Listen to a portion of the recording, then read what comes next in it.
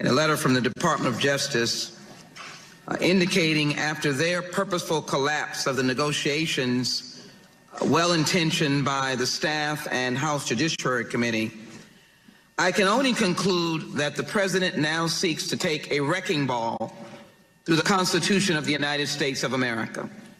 For the first time in the history of the United States, a president is now exerting executive privilege over every aspect of life that the American people desire to have information. Whether or not their Affordable Care Act is dissolving the pre-existing condition, whether or not children are being separated from their parents, whether or not the environment is being destroyed. Anything that the Congress wants to do on behalf of the American people is now being alleged to be under the jurisdiction of privilege. Then, of course, we have to surmise that this is an absolute lawless behavior by this administration. The Attorney General actions are contemptuous and insulting to Congress, but we're simply the tools it is to the American people. To broaden the executive privilege and ignore the constant accommodations that Chairman Nadler has made and our staff in working to work out three simple points. Give us all of the documents, unredacted Mueller report for the American people to see. Work with us on grand jury materials, not to undermine, if you will, any ongoing investigations, and work with us to list the documents by priority. That is very simple. To recount facts of yesteryear does not even speak to the fact of the hundreds of investigations that my good friends, when President Trump and the Republican House and Senate existed, they never ceased. They never ceased going after Secretary Clinton, getting 880,000 documents in a Benghazi hearing that went forever and ever and never found anything.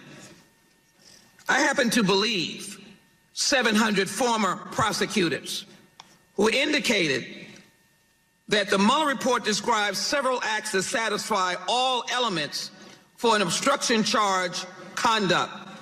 Congresswoman Jackson Lee didn't say this. Chairman Nadler did not say this precise statement as a former federal prosecutor. It's 700 who've indicated that the actions of this president warrant an obstruction charge. In addition, we have a right to understand the underlying reasons regarding the collusion report.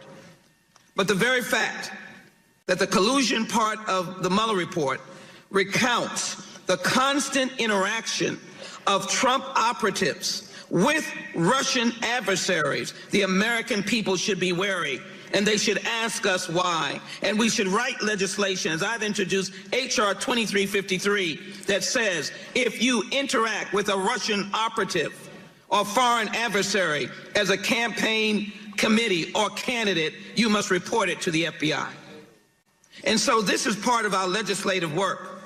And I would argue the case that our friends on the other side of the aisle should not be noted in history of standing at the door of justice in this room and putting up a stop sign that we cannot pursue the truth on behalf of the American people.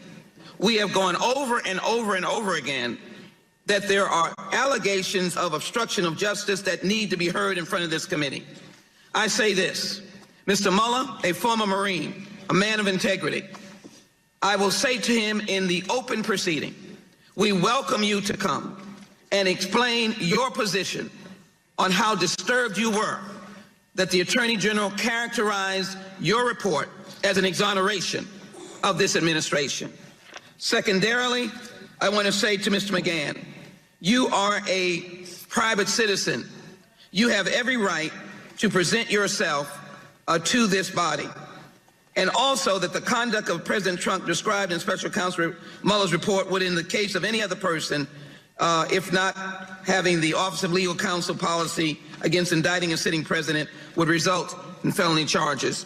There are people incarcerated right now because of lesser charges. I don't want to target the president, Mr. Chairman. I simply want to find the truth for the American people, and that's why we're here today to vote on this citation for lacking of producing of documents. I yield back. Chairman. Thank you, General.